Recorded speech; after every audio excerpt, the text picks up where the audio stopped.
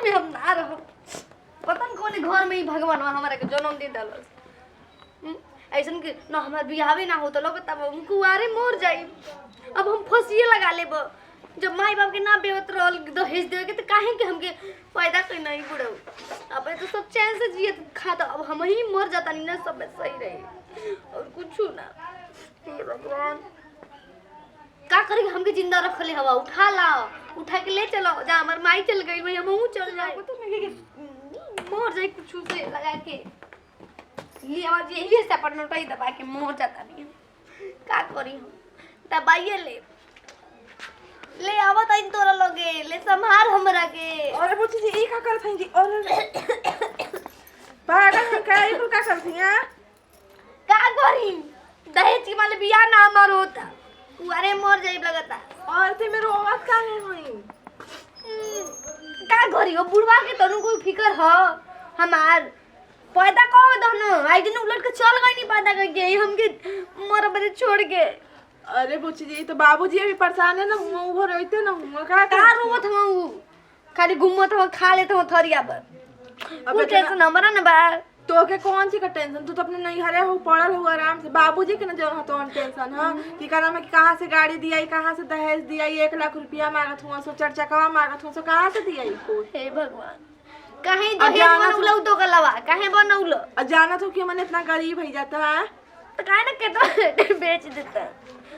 एटे खेतो बेच दे और हमार को देखुल देखा कुछ भी हो जब किस्मत में लिखा रही तो रे कि हां बियाह होवे के तो बियाह हो जाई। अरे मैं तो नहीं बढ़िया सब भी लड़की ने तो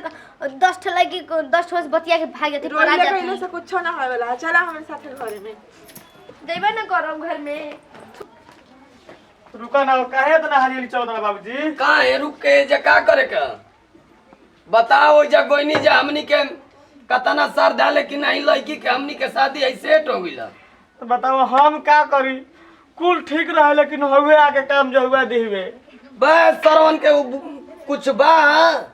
अब मांगो तो सन इतना ही बढ़ा चढ़ा के हमके गाड़ी चाहिए रुपया चाहिए का करे के बाबूजी हमारा तो कुछ बुझाते नहीं अब तू ही बुढ़पुरी ने बोलो तू ही कुछ दिमाग लगावो अब तो बेटा हमार बुझाता जिंदगी नरक हो गइला हे गरीब के घर में कौनो रुपया पैसा ना खाए के एक बेरा के ह तो एक बेरा के सोचे के ह हमारा तो कुछ बुझाते नहीं लागत जाता हम बेइज्जत होके हमनी के बाप बेटा आओ तो जा सरवा जहाँ जाते हैं बगे देता से कहता से कि नहीं इतना होई बे न करे अब घरे उचारो तो दीदिया कहत रही कि कुछ तो कि हमर बियाह ठीक हो गइल हमनी के चाहे आगे दे या चुप रह रो मत हमर बहुत मोह लगता चलो आई घरे चलो बता ना भाई चलो बताओ ओकरा कुफूत के मारे मन तो करत है कि हम ही कहियो ई दुनिया है छोड़ दे ना बाबूजी ऐसा काम मत करो बताओ लागत हमारा लड़की के भाई शादी ना हो पाई बाप रे बाप का भगवान कैसन है गरीब के घर में है जन्म दे देला तनी पानी वानी लेके आओ हो ओकरो के है जन्म दे के हम पछताते हैं काहे ना वही गरीब बुझाइल कि ओकर गले दब के मुआ दे ना बाबूजी क्या है ऐसे कहता बताओ अरे बेटा है करेजा फटता रे है सोचला पर अरे हमारो करेजा फटता मन करता हम जोर में और खा के मर जाई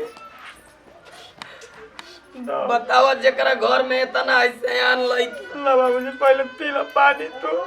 गरीब के घर में जेकरा रुपया ना रही उ समझ कि बियाह ना हो ना होई बाबूजी आजकल जहाँ जाता रहता 2 लाख 3 लाख सब मांगता कैसे बियाह शादी होई इहो भी हवा कट गइल का जी अरे हाँ रे 2 लाख रुपया